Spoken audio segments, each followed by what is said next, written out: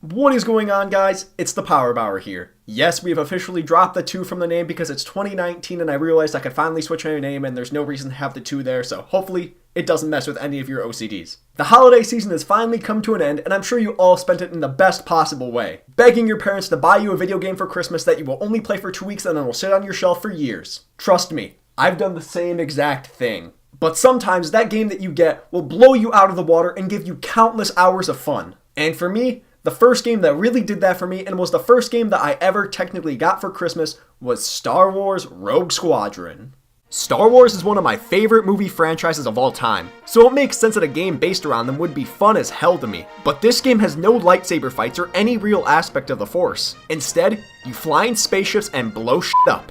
Now this game came out in December of 1998 and I was born in 1997, so I was only 1 year old when I got this game, but technically it was a birthday gift to both me and my brother, so I consider this cartridge right here to be my first ever Christmas gift as a video game, really. Of course I have a huge nostalgic attachment to this game just because of that, but it's more than just nostalgia that makes this game amazing.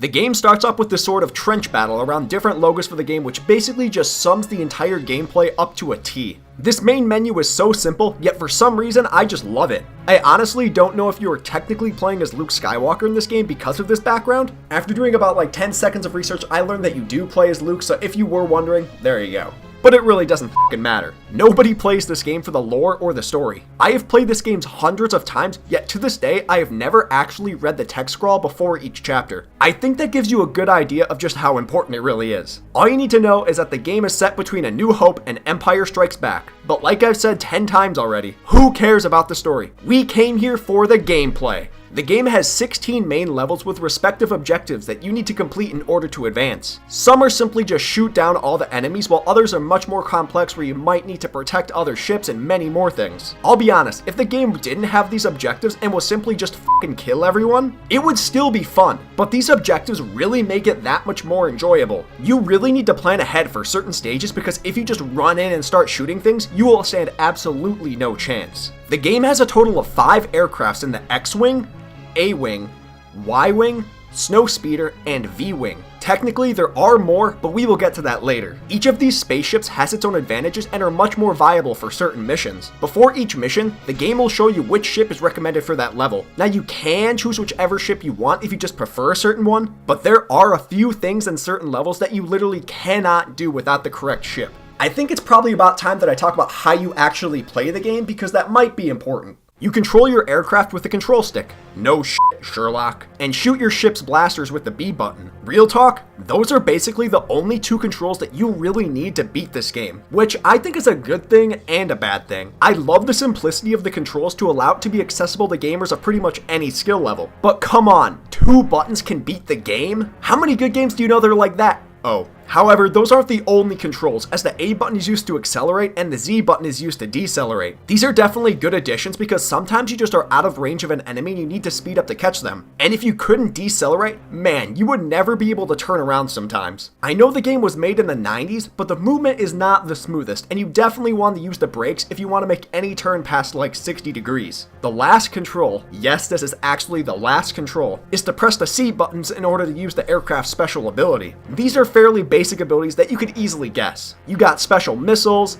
bombs, and of course the cables on the snowspeeders. These add a nice variety to the ships to, once again, make them actually different in something other than just their appearance. They honestly could have put all these ships in the game with no difference between them and I wouldn't have complained because it's just so fun. But the extent that the creators went to make you feel like you were actually in a Star Wars battle is incredible and makes it way better than it already was. Okay, so as I mentioned earlier, I have never once read the actual story of this game in the 20 years that this game has been out. I'm old. Well, I'm gonna give it a shot for this video because I think it's probably important to at least mention what it is. So 6 months have passed since the Death Star was destroyed at the end of A New Hope. Yeah, that lasted long. The war between the Rebels and the Empire is still going on, so Luke forms the legend, wait for it, Derry Rogue Squadron. It's basically just a group of skilled pilots that are now fighting the Empire. Wow, if that wasn't the vaguest and most pointless exposition in any Star Wars product, never mind. After the pointless text scroll, the game just throws you into action, which is just how I like it. Like I said, each stage has its own mission that you need to complete in order to progress. What's the mission for the first stage? I don't fucking know. Just blow shit up. That's how I played this game growing up because I never read the instructions, which is not smart, as you will see later. This level is just a nice and easy place on Tatooine to get you used to the controls and how the game works. It's perfect for beginners and a good place to practice for later levels that actually get difficult. But this level does show you the trend of the game where you start with one task and once you complete it, a little cutscene will play to show you what to do next. Again, I feel like I keep saying this, but it adds a good variety to each level so you aren't just simply shooting the same things over and over. Although, that still would be pretty fun. I also should probably mention the mini-map on the top right, which basically just shows you the direction that you need to go. The orange light is where enemies or whatever task you need to do is, and it's so helpful. You can also change your camera view from behind your ship to even in the cockpit. I tried each of the different cameras for this video, and I'll just say, if you can play well in the cockpit view, mad props to you, because I cannot do it to save my life. I just prefer the standard view from behind the ship, but I do appreciate the options even if I don't use them myself. The health of your ship is also displayed in the top left, but let's be real, you don't need that. Just avoid getting shot and you'll be fine. After you complete the first level, then the game actually starts giving you real objectives other than just shoot f***ing everything. Now you have to shoot f***ing everything and protect your allies. See? Variety. Honestly, there are a ton of levels where the actual mission that you need to complete really isn't that important to how you play. Like, you could pretty much just fly around and shoot whatever you see in this level and you'll almost never lose. That being said, there is one level that gave me nightmares as a kid. Not because it's scary or anything, I'm not scared of anything, except for heights. And spiders. And Paper Mario Sticker Star. Ugh. The level that gave me so much trouble is literally the fourth level in the game called Defection at Cornelia. The premise is simple. You need to protect the city from the Empire's forces and that's basically it. Seems easy, right? Wrong! First off, the stage is dark as shit. The mission takes place at nighttime, which I usually prefer for missions like this. Except when the enemy ships are black and you can't see them because the entire screen is black! I get it. It's kinda realistic because you probably wouldn't be able to see a dark object well at night. But this is a video game, not real life. At least give me a headlight or something. You then need to shoot down a bunch of bombers to save the city, along with the help from everyone's favorite smuggler, Chewbacca, and his sidekick. I think his name is Han or something like that. This is definitely the easiest part of the level, and it's just a bit tedious shooting down so many of the same damn ships. But once those are gone, the game decides to throw every fucking enemy in the game at you. From airships, to boats, to tiny ant people, and all the way to the giant robot camel AT-ATs. Of course, the way you take these down is by using the cables on your snowspeeder to wrap up its leg so that it falls. And this idea kinda harps on what I feel is a trend for this level. Great idea, poor execution. This comes from an iconic moment in Star Wars history which we all wanted to experience, but the controls are just not good. They are super finicky and can throw you off completely with just one move. Plus, the controls are inverted for some damn reason. You need to hold right to move left and vice versa, which I'm sure some people prefer, but not me. I could continue to hate on this level for probably a good more like 10-20 minutes because it's the only level in this game that I don't like. Every other level in this game is so much fun to me, but I always dread this one level. Besides that one level, the rest of the levels in this game are phenomenal. The settings are amazing, especially for a damn N64 game. They barely even use that many different assets between levels, yet they can display such different worlds between just the colors and the lighting. Also, I love that the final level isn't a dark and gloomy place like so many other games do. Instead, it just poses a powerful and giant threat that you need to destroy. I might just prefer it not being dark because of that earlier level, but whatever. You truly need to master the game in order to beat this level, and the game in general just has a nice difficulty increase. The game is easy to learn, but hard to master, which is exactly what I wanted it to be. And yeah, that's pretty much it for the main gameplay of this game. There's 16 levels to complete with different challenges and different airships. You might think I'm done, but there are a few more things I want to quickly go over. There are 3 bonus levels that you can unlock by getting all bronze, silver, and gold medals respectively on every stage in the game. These are Beggar's Canyon, Death Star Trench Run, and Battle of Hoth. These are way different from the main game and is an actual good reward for completing the game. I personally believe that these bonus levels get better the harder they are to get. That might make no sense, but what I mean is that by getting the gold medals gives you the best bonus stage, Battle of Hoth.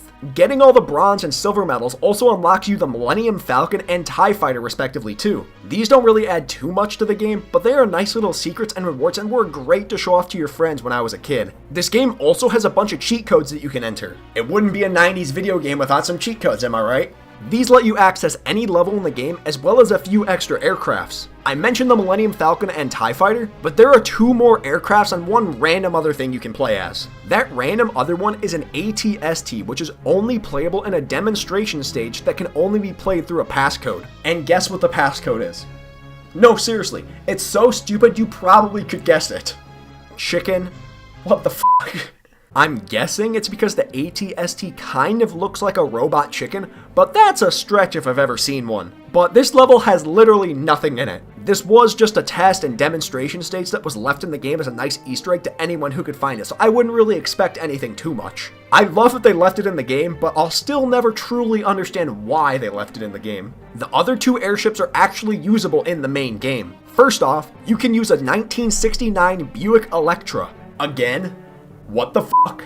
This is actually based on the car that this game's sound designer owned, and it is easily my favorite ship or car to use in this game. It's so random and doesn't fit the game at all, but who doesn't love to destroy the Empire in style? And lastly, the final hidden ship actually made its first appearance in this game. The Phantom Menace was less than a year away from release when this game was being developed, so to capitalize on the upcoming movie, the developers actually put a Naboo starfighter as a playable craft in this game. Apparently, this was actually kept a secret to even most of the developers, as the game came out 6 months before the movie and the code wasn't revealed until the movie came out. This is one of my favorite facts about this game, because this could never happen in today's day and age. There are too many hackers and leakers now that this would be spoiled probably before the game was even released. I really wish we could just go back to times like this where secrets were actually kept secret. So, how would I rate this game? F***ing 37 out of 10. This game is my childhood, and even though it's almost 21 years old, it definitely holds up. The controls aren't the best, but you can easily master them after playing for like an hour or 2. The stages have a great variety and don't feel repetitive at all. Everything looks great, except for this shit, but everything else looks great. The difficulty makes sure that you don't just speed through the game too quickly, and the secrets keep you coming back. I mean, who doesn't want to walk around in a stage with nothing to do? Yeah. This is one of, if not the best Star Wars video game ever. There are a few others that you could make a pretty good argument for, but personally, I will always choose Rogue Squadron. It encapsulates everything that Star Wars is meant to be with great references to the original movies. And luckily, it came out just early enough that the prequels had no influence.